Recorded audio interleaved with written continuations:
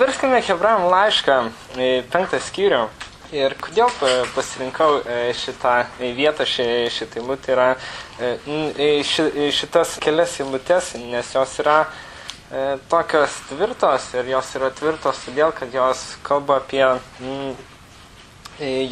apie tiesas, kurios yra pamatas. Jos kalba apie tiesas, kurios yra pagrindas. Kieno pagrindas ir kieno pamatas.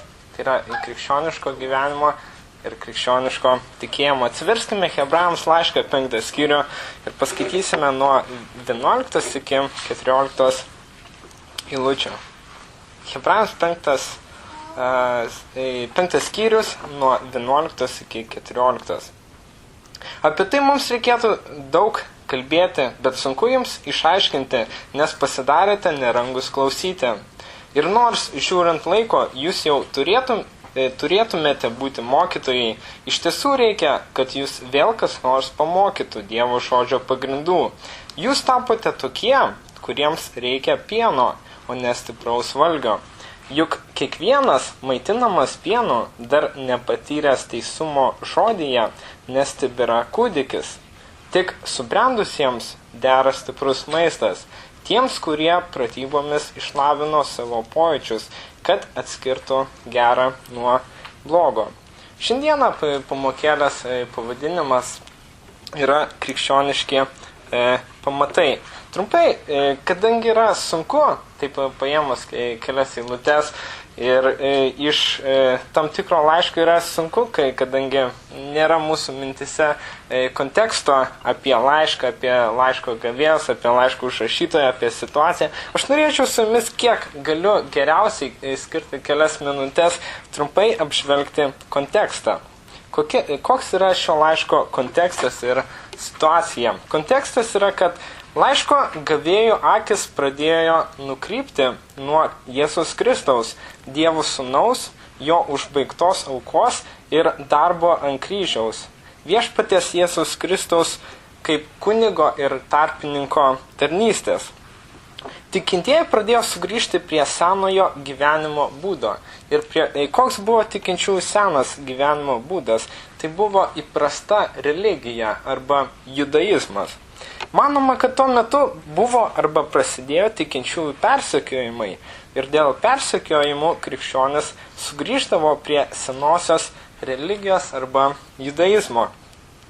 Laiško autorius rašo ir dėsto argumentus apie Kristaus kunigystę, Kristaus aukos ir tarnystės pranašumą prieš Senojo testamento kunigystę ir aukojimą. Klausimas, už ką laiško užrašytojas nori pabarti tikinčiuosius? 12 eilutės, dar kartą perskaitysiu. Apie tai mums reikėtų daug kalbėti, bet sunku jums išaiškinti, nes pasidarėte nerangus klausyti. Ir nors, žiūrint laiko, jūs jau turėtumėte būti mokytojai, iš tiesų reikia, kad jūs vėl kas nors pamokytų Dievo žodžio pagrindų. Jūs tapote tokie, kuriems reikia pieno, o ne stipraus valgio. Už ką laiško užrašytojas nori pabarti tikinčiuosius? Už tai, kad jie pasidarė nerangus klausyti. Jie turi vėl mokytis pradmenų. 11 eilutės pradžia. Kas yra tai, ko klausyti hebrajai pasidarė nerangus? Ir kokių pradmenų jiems vėl reikia iš naujo mokytis? 10 eilutė. Aišku, čia yra visos hebrajų knygos kontekstas. 10 eilutė. Dievo kalba apie viešpatį Jėzų Kristų. Dievo pavadintas vyriausiųjų kunigų Melchizedeko būdu. Ir Kristaus kunigystė kalbama, kad yra pranašesnė už įstatymo kunigus ir aukas. Nes Kristus yra vienas iš sulyginimų, pavadinta Kristus yra kunigas Melchizedeko būdu. Kas yra kunigas Melchizedeko būdu? Melchizedekas buvo kunigas ir karalius. Ir kas yra išskirtinis faktas arba tiesa apie tą kunigą, jis gyveno Abraomo dienomis. Abraomo dienomis dar nebuvo duota įstatymo. Ir Melchizedekas buvo Dievo paskirtas kunigas. Hebrajams 7 skyrius, jeigu jums įdomu paskaityti argumentus laiškų užrašytojo apie Kristaus kunigystės pranašumą Melchisedeko būdu, 7 skyrius konkrečiai kalba apie tai. Kaip sakiau, Melchisedekas buvo Dievo kunigas ir karalius prieš įstatymą, Abraomas jam aukojo 10 prieš įstatymą. Prieš įstatymo laikotarpį buvo 10 pavyzdys. Tai nurodo Kristaus kunigystę, kur yra ne iš įstatymo, ne pagal kraujo giminę. Ši kunigystė Melchisedeko būdu yra sulyginimas, kad ji neturi nei pradžios, nei pabaigos. Ji yra amžina. Bendrai kalbant, kas yra tai, ko klausytojai hebrajai pasidarė nerangus ir kokių pradmenų jiems vėl reikia iš naujo mokytis. Tai yra mokymas apie Kristaus pranašumą, mokymas apie Kristaus atlikto darbo pranašumą ir mokymas apie pranašumą gyvenant dėl Kristaus. Kodėl tikintieji nusigręžia nuo tikėjimo pradmenų? Tai, kaip sakiau, įžangoje, tai gali būti dėl persekiojimo. Labai paprastai žmonės galėjo sakyti, garsiai nekalbėsiu apie Kristų ir ramiai savo gyvensiu. Neisiu į krikščionių susitikimus ir man negrės pavojus. Man negrės pavojus dėl to, kad aš, nebūsiu fanatikas arba tiesiog būsiu atsargesnis, nekalbėsiu apie Kristų ir nevaikščiosiu į krikščioniškus susitikimus. Kodėl tikintieji nusigrįžo nuo tikėjimo pradmenų? Tai gali būti dėl nusivylimimo. Gyvenime matosi sunkumai, o žmogiškomis akimis kartais nesimato pasikeitimų. Pažiūri savo žmogiškomis akimis į krikščioniško gyvenimo ateitį ir matosi toks perkelintinė prasme rūkas, tamsus dangus, žvelgiant į ateitį. Kodėl tikintieji nusigręžia nuo tikėjimo pradmenų? Jie žinių netaikė praktinėme gyvenime. Kai turi žinių, čia kalbama apie dvasinės žinias arba dvasinius tikėjimo pamatus, kai turi žinių, bet praktinėme gyvenime nesistengi jų taikyti, tu pasidarai nerangus. Tau nėra troškimo iš tikėjimo žinių, nes jos tau nėra praktikoje naudingos. Tu pasidarai nerangus todėl, kad viską, ką tu žinai iš Dievo žodžio, viską, ką tu žinai iš Biblijos apie Kristų, apie Dievą, tau visiškai tos žinios praktikoje yra nenaudingos. Ir todėl tai gali būti priežastis, kodėl mes esame abejingi arba kodėl tikintieji nusigręžia nuo tikėjimo pradmenų. Koks yra rezultatas arba kokios yra pasekmės? Ir čia yra tas pats klausimas, tik iš kitos pusės, kai mes žvelgiame neseniai, už ką autorius nori sudrausti hebrajus, už jų žvilgsnio nukreipimo nuo Kristaus. Ir rezultatas yra, jie turi vėl mokytis pradmenų, jie negali priimti stipraus maisto ir jie nebeatskiria gero nuo blogo. Rašto autorius perkeltinė prasme sako, žiūrėkite, jei reikia pradėti kalbėti nuo tikėjimo pradmenų, skirsiu visą knygą ir vėl pradėsiu jums kalbėti apie Kristų. Kristaus atliktą darbą, Kristaus aukos pakankamumą ir užbaigtumą, Kristaus kunigystės pranašumą. Ir kaip sakiau, tai yra trumpiausiai, kaip aš galiu apžvelgti Hebrajams knygos konteksto paviršių, kad tiesiog nepaimti eilučių ir neištraukti jų iš konteksto. Ir tai buvo pirmoji šios pamokėlės dalis, mes paėmėme eilutes, mes paėmėme jų mintį, apžvelgėme kontekstą ir pamokėlės antroji dalis bus pritaikoma šiandieną man ir tau. Klausimas, kaip mums praktikoje, turint dvasinių žinių, turint dvasinio pažinimo, neatsidurti padėtyje, kur mes esame arba būsime abejingi žodžiui ir nerangus klausyti. Ši eilutė, kaip sakiau, ši eilutė galima su tomis eilutėmis galime kaip nors bandyti užlipti žmonėms ant sąžinės arba kaip nors manipuliuoti žmonėmis, bet iš tikrųjų mano pagrindinis susirūpinimas yra, kad šiandieną aš asmeniškai ir tu asmeniškai būtume užtikrinti ir dar kartą labiau pasitvirtintume, ant kokių pamatų mes stovime. Taigi, judėkime prie pritaikymo, tai yra antroji dalis šios pamokėlės, kaip mums praktikoje turint dvasinių žinių, pažinimo, neatsidurti padėtyje, kur mes būsime abejingi žodžiai ir nerangus klausytis. Taigi, vienas iš atsakymų arba pritaikymų, kaip nebūti abejingu, punktas yra nebūk abejingas. Gal, aišku, skamba gal šiek tiek įdomiai, bet tuoj pažvelgsime giliau apie tiesas, kaip mums nebūti abejingais. Abejingumas yra baisus dalykas. Abejingumas Dievo žodžio tiesai yra dar baisesnis dalykas. Kai esi abejingas tam, ką sako Dievo žodis, esi labai pavojingoj situacijoje. Kodėl? Nes anksčiau ar vėliau pradėsi gyventi nepaklusnume Dievui ir nematyti problemų dėl to. O galbūt jau dabar gyveni nepaklusnume Dievui ir dėl to tavo širdis yra abejinga Dievui. Jeigu matai, kad tavo širdis yra abejinga Dievui, kaip judėti iš tos padėties? Kaip judėti iš padėties, kai mūsų širdis yra abejinga Dievui tam tikrose sritise? Koncentruokis į Kristų.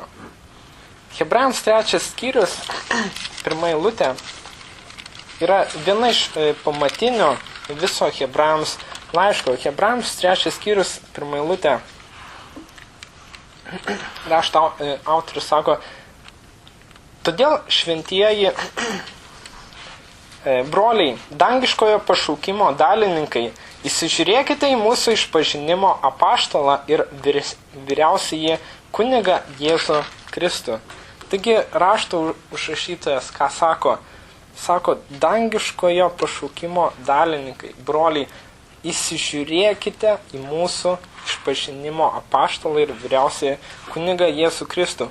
Kaip mums nebūti abejingais? Mes turime savo gyvenime ir kasdienybėje laikyti žvilgsnį nukreiptą į Kristų.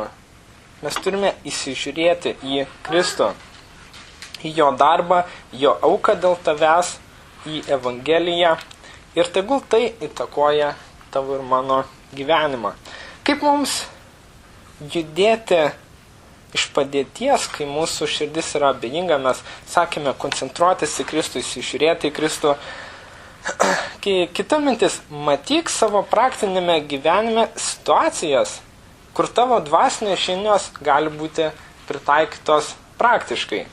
Taigi, kaip mums judėti iš abejingumo padėties, ieškokime savo gyvenime situacijų, kur mes praktiškai galime panaudoti tai, ką mes žinome iš tikėjimo.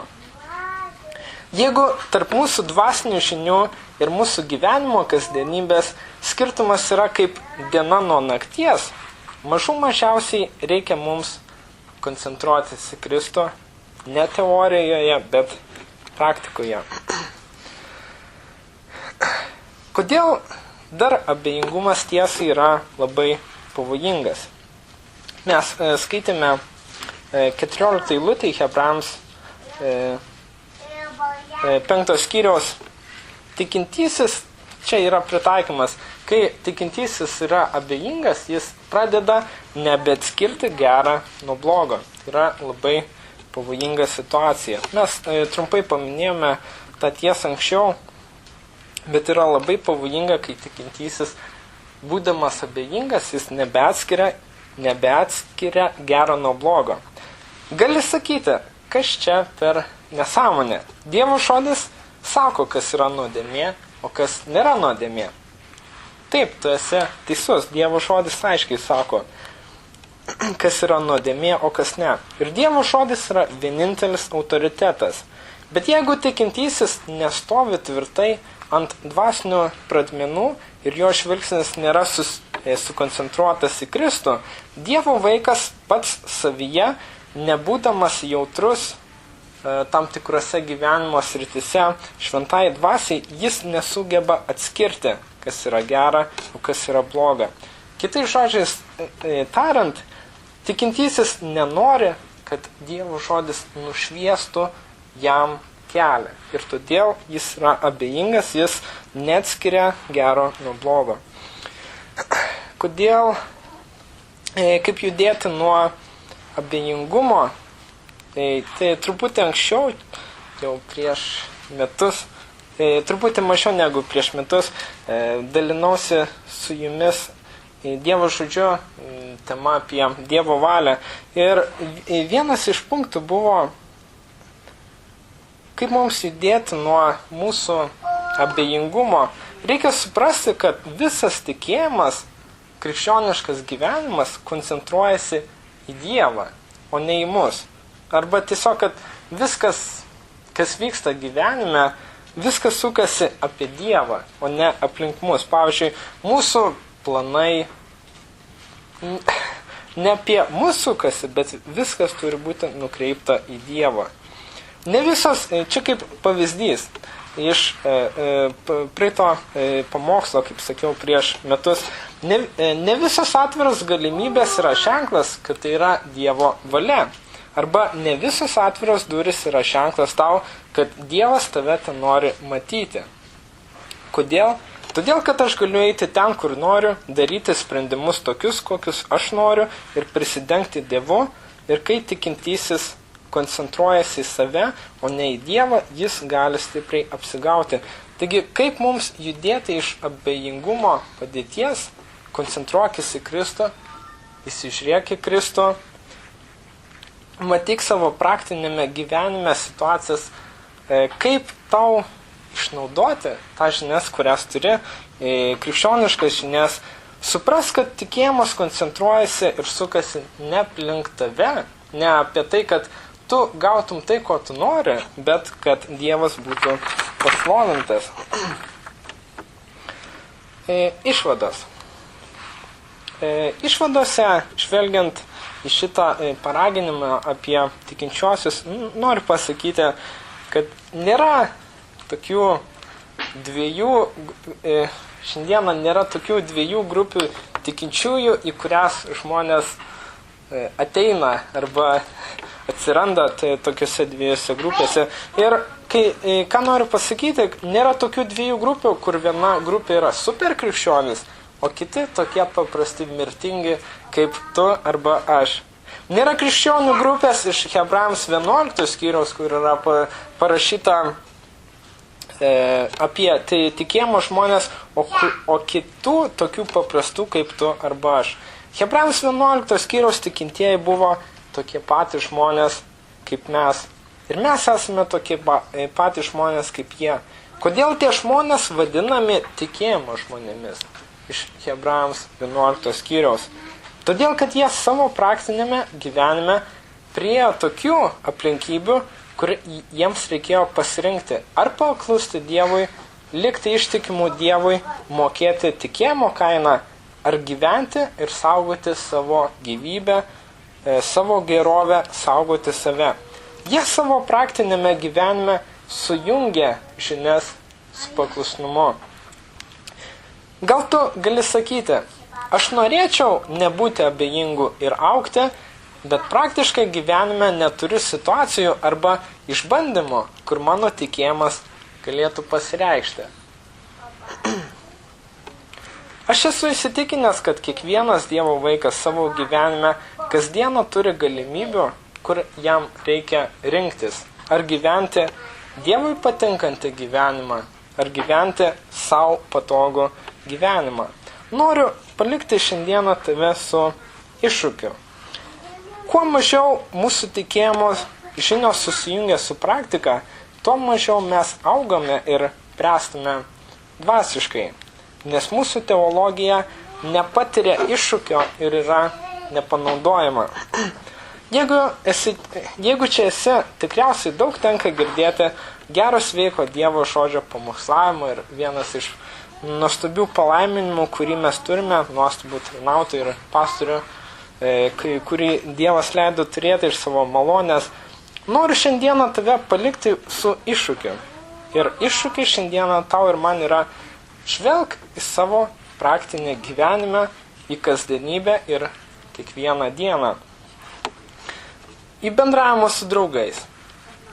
Koks yra tavo bendravimas su draugais? Ar bendravimas su draugais tu turi iššūkių, kur tu turėtum apsispręsti,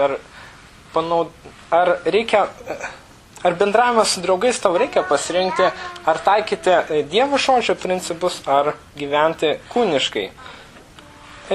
Atkreip dėmesį į bendravimą su broliais ir seserimis. Atkreip dėmesį į bendravimą su tėvais, su vaikais, su kolegomis, su draugais, su kitais žmonėmis. Atkreip dėmesį, kas tave erzina. Kodėl tu susierzini? Kokia yra to biblinė priežastis? Jeigu įsigilintume, yra labai daug situacijų, kur kiekvieną dieną mums reikėtų pasirinkti gyventi dėl Dievo. Ar lengva skaityti Bibliją? Ar randi Biblijoje vietų, kurios tau asmeniškai kalbėtų? Klausimas kitas: kokių pasiteisinimų randi neskaityti Biblijos? Ar yra lengva dėkoti už sunkumus? Ar dėkoji už sunkumus? Ar meldiesi už kitus žmonės? Ar dėkoji už kitus žmonės?